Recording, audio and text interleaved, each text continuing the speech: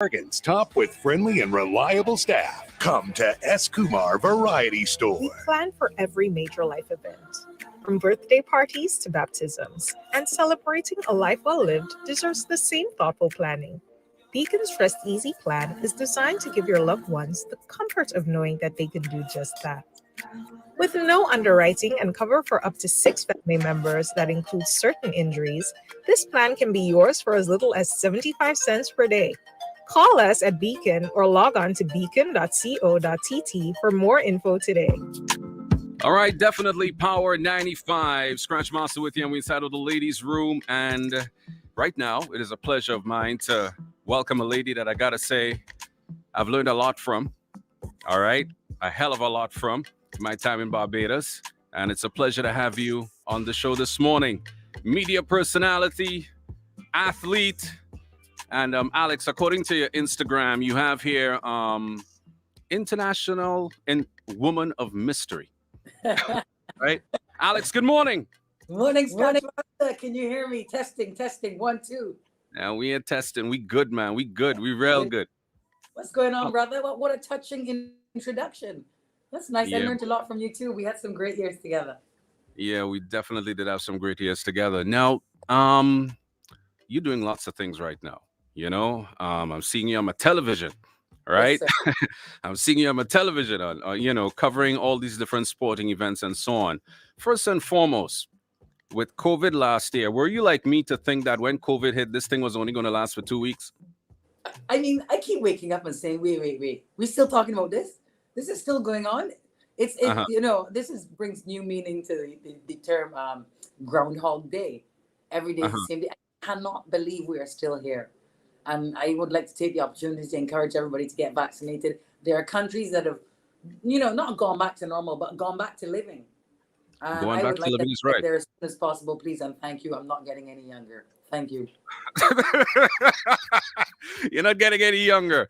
Brother, all right. Are you? I mean, when last you went to party? Yeah. Listen, for people that don't know, Alex loves to party.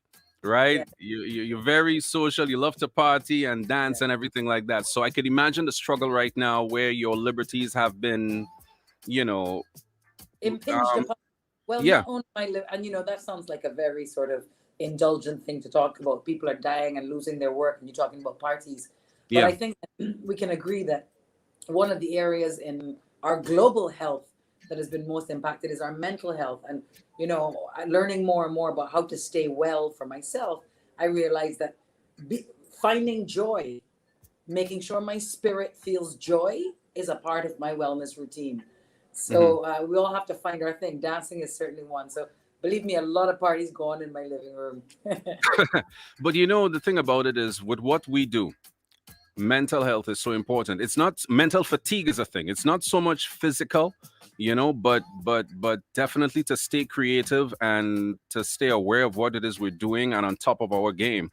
It's so important, right? Well, essentially, we're emitting energy. We're sharing energy, right? We're creating a vibe that takes energy, that takes giving from yourself, and you can't take from a vessel that's empty.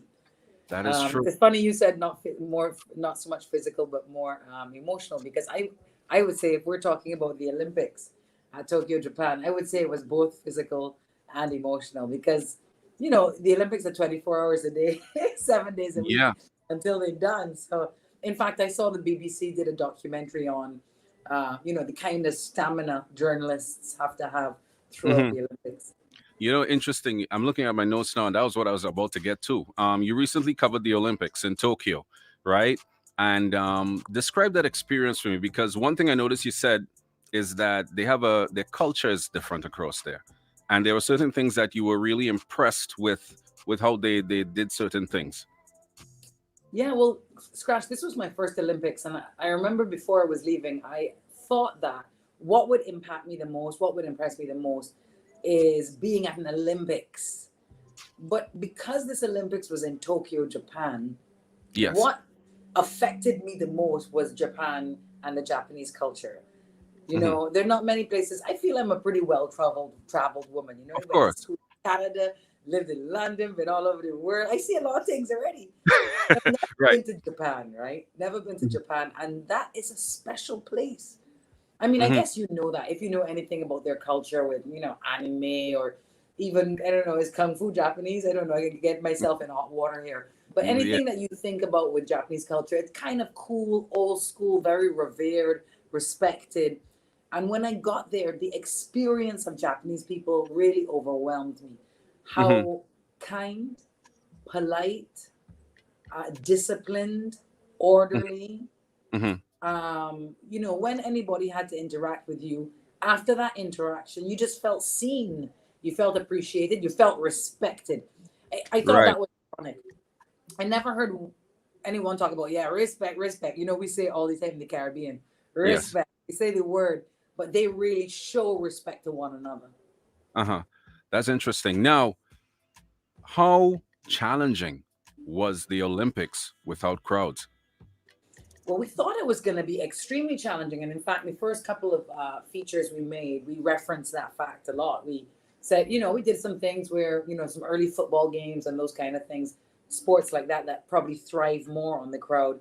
You could imagine that it impacted the athletes. It certainly impacted the cameramen, impacted the journalists. As we were talking about earlier about, how energetically exhausting it is in our line of work. Those things, we operate on vibe, on energy. So having to create your own in the Olympics, we were wondering if it was going to be a big difference. But, I remember one of my first interviews with Shelly-Ann Fraser-Pryce in the preliminaries of one of her races.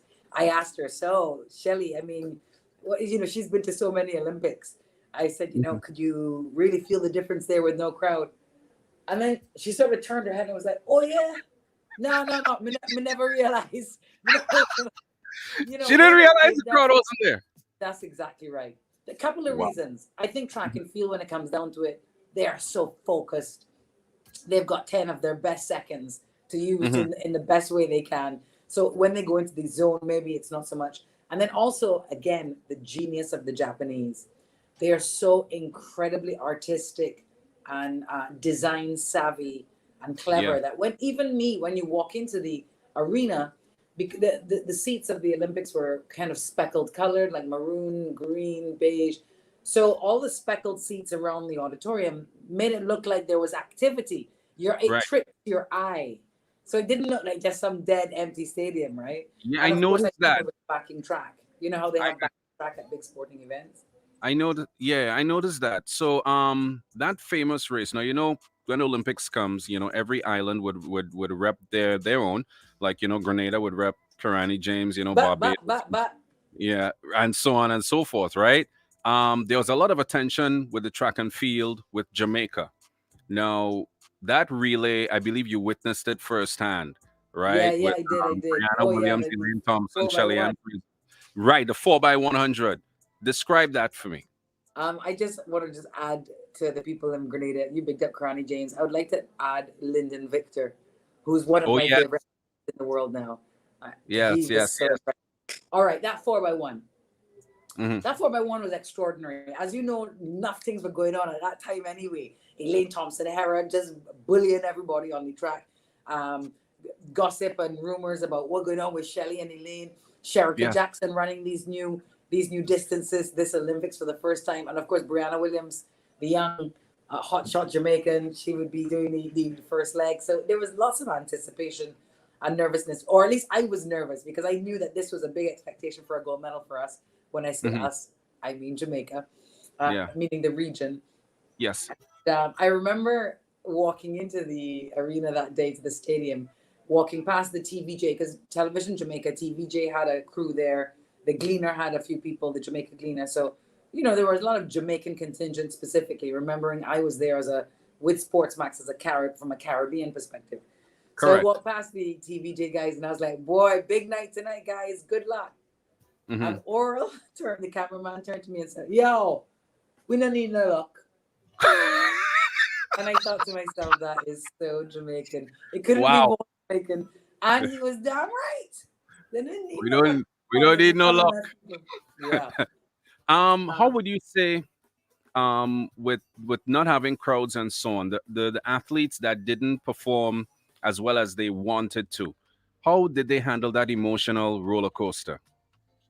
It's interesting. I did a little feature towards the end of the Olympics on the down times of the athletes. Because, we always showing you, and the glorious moment, and the Yes. crowd erupts. Right, but there are moments where you're like, I trained 5.5 years for that 10 minutes of failure. You might there are moments for certain athletes where it feels like, well, this is the end of the world. Yes. And those were some of my favorite moments of the Olympics. I did a little feature on it because I think our athletes handled themselves with such grace and such dignity. And I think it's the reason why even non-sports fans get so excited and emotionally motivated during the Olympics, because it is the human experience. It is failure and challenge and victory and elation. Defeat. Is all the things in one. I think the no crowds, I'm not sure if that impacted. I mean, some athletes would probably have said, boy, I couldn't get any energy out there because couldn't get it going. But, at the end of the day, athletes want to perform well for themselves, for their teams, for their families, for their countries, for all the people who've put hard work into them leading up to the Olympics. It's not just the people in those stands on the day. Yes, that is true. Tell me, describe life in the bubble. Wow. Okay. Well, they're different bubbles. The Japan bubble and the Olympics was a little easier because they weren't as hardcore, interestingly, because they're the most hardcore people I've ever met in terms of discipline. And no, I said you couldn't step on this line. Can you please just step 1 inch closer? That's where you must stand. They're those kind of people. But because the Olympics was so big and broad, you were tracked only on an app, right? There wasn't like a security guard there. Well, actually, there was a security guard there at the hotel, but he never even paid me any mind. Right. We had to stay in the hotel until we got, a negative when we were on the ground. And then we could go between the hotel and the different facility, the venues, right? Where we had to go to deal with the Olympics. But we took special Olympic taxis. We didn't go on public transport. So we weren't really meant to be mixing with the population. I didn't see a ton of enforcement of that, but we didn't. Yeah. And then by the time we had been on the ground for 14 days, we could, and we did. Right. That is interesting. Now, your time in Abu Dhabi. Now, I'm seeing it. Habib Elias, you can come. Oh Lord. Oh, Alex. After. I sent him a message. Habib is not easy. Anyway, Habib's office. Yeah, I know you're in his office. Anyway, what I want to find out from you is, now I'm seeing here, I saw on your Insta that they had T10 Cricket. Yes. Right? T10 Cricket. How was that for them? Because I saw that some of the cricketers were saying that you would think, okay, 10 overs, it's easier, but they had to work with more strategy, correct? Well, yeah, T10 Cricket is interesting, Scratch. I don't know how into your cricket you are, but, I know when T20 happened, everybody thought, oh my gosh, I mean, this is a joke. This is bare swashbuckling and in and out. No, right. 10 is the action. When you have 10 overs to do everything you have to do. It was amazing. I actually think it's advantage bowler. Because the bowler expects to go for runs, right?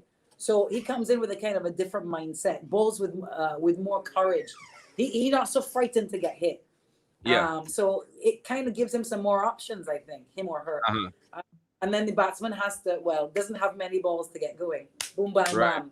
They have to get going pretty quick. So it's either you're all in or you're out very cheap. Or you're all out. You can't waste any time at all. You have to kind of change your mindset to play T10 cricket. Wow, that's interesting. All right, let me ask you a question. Your preference, radio or TV? I love radio. I love radio, I had those wonderful years on the Alex Jordan Morning Show, and of course I had my years on BBC One Extra. Yeah. I feel with radio, for me personally, I can be more in depth and I can connect more to people listening to me. When I'm on TV, half the time I'm thinking, how do I look? Do my arms look ridiculous in this? Am I sitting up straight? What's happening? How's the lighting on this side? I feel like, there's a little more pressure to how you appear as opposed to how you sound. But having said that, TV is now taken on the world. There's no money in radio. Very little. As you may or may not know, Catch Master. There's actually TV. It's Alex, TV I hear you. Around the world. I'm so grateful to have been involved. So now I got to try and really stay cute and nice. And what did Jamaicans say? Ready for the video light. Ready for the video light. Right now, we're talking with Alex Jordan right here on Power 95. Now, Alex, did you ever think that your career would take you to where it is now? Big up Grenada. I'm still thinking about it. I'm like, what did I want to do again? What did I want to become? I never could really work out what I wanted to become. When I started to do radio, that felt the most natural thing I've ever done. I feel like at my core, a morning show is my perfect fit, which is why we had such a wonderful time together on Slam 101.1 FM. Right. But, I am really proud of what I've done. I think, I've had courage to leave positions before, not just be satisfied with where I was, actually decide, I think I have more talent than this. I think I can do something else. And I don't even think cricket commentary and international broadcasting will be where I finish. I'd like to write a book. I'd like to be an inspirational speaker. I'd like to impact more people in a positive way. Yeah. So I think, I'm surprised every now and again when I get a gig, like commentary gig, I think, well, somebody's head should roll. Somebody's head should roll. Who is responsible for giving me this big important job here? Yeah, boy. But then I get there and I do a pretty decent job. I'm still learning that particular art. It's a real art. It's a language. So I am in the baby stages of my development. But I'm so grateful to be at this stage of my career and being able to expand and broaden my horizons still, especially Scratch Master in this moment of COVID where people are, losing their work and stuck at home very often, It's really forcing us to expand our skill set. Yeah, and expand the conversation as well. Yeah. Alex, I know you got to run. I'm going to ask you one more question. Sure. You told me this story when I was in Barbados, right? Now, you've been to Grenada and you experienced Carnival in Grenada. Oh, gosh. Right? Tell the people of Grenada right now, what was that like for you, especially the Juve? Go on. Scratch Master Year. That's a great last question. So one year, my best friend Leslie and I went to Grenada. We're actually a trio, Leslie, Varia, and myself. But Varia couldn't come. But Varia is married to a Grenadian. So she's like, why don't you go and stay with my in-laws? We were like, all right, thanks for that. And so we did. And we lived in this beautiful place with lots of nice gardens. And we go on Grenada Carnival. So we don't know as many people, but we keep bucking up like a Bajan here or a Trini there and having a good time all the time. Very beautiful place. Big up Grandans Beach. Big up. Grenada is gorgeous. Spice Isle is a gorgeous place. Yeah. Anyway, coming to Jab now. A few hours before the Jab, my friend Leslie had gone off on a wander. I feel like she had found somebody to lime with, and I was locked out the house. So I was waiting on her to get back before we could go to Jab for about an hour and a half. I was so vexed, Scratch Master. I was cruel. I was like, Carnival's finished for me. Anyway, she gets home like, woo, all right, you ready to go down to Jab? And I was like, don't woo me. Don't woo me. I'm very vexed and I've lost my vibes. So we went down to Jab and I see people putting on this tar. And Scratch Master, my frame of mind could not have been further from there. I was so like vexed, out of sorts, thought this looked ridiculous and very painful. And I was like, no, I'm having no part of it. If this were a movie, right, you would see 10 minutes later. Oh, the 10 minutes later right. I was head to foot in tar. Chipping down the road next to some people acting out. I don't know, the death and rebirth of a woman on a table with a doctor then there was a pig head, then there was a fish, then people were giving me offerings of food and drink, and I was like, well, I think this is a singular experience of my life. And the fact that there was no music in my band. When I say there was no music, there was no DJ. It was all a rhythm section. Oh, so it was all a rhythm section. I'm never going to get into this. I'm going to want to hear melody. I'm going to want to hear choruses. I'm going to want to sing. 10 minutes later, I was like the biggest fan of the rhythm section. I can safely say I've been to carnivals all over the world. Yeah. From Trinidad to Rotterdam to London to Barbados to Jamaica, anywhere you can name, I've been. And nothing compared to the Jab. Nothing in my life. Those were the years of Mr. Killer and them too, big hits, beer hits for the road, man. Boy, I tell you, Alex gonna be a DJ, Don't get tapping. Yeah, I love music. And I love Grenada. I can't wait to get back. Yeah, man. Can't wait to see you again in person, man. All right. Alex, I know you got to run. I really do thank you for joining us inside of the ladies' room here on Power 95. And again, thank you so much for your knowledge and everything that you've done, you know, from working alongside you and so on and so forth. All right. Scratch Master, you're more than welcome, and I thank you as well. Thank you for having me. Big up Grenada. Yeah. All right, Alex. Take care and stay safe. All right. Bye. Have a good one. All right. That was Alex Jordan inside of the ladies' room right here on Power 95. Boy, I tell you, that job description was something else, boy. Anyway, stay right here. That was your ladies' room on Power 95. We got a whole lot more coming up for you right here inside of your Power Fix. Don't touch it. The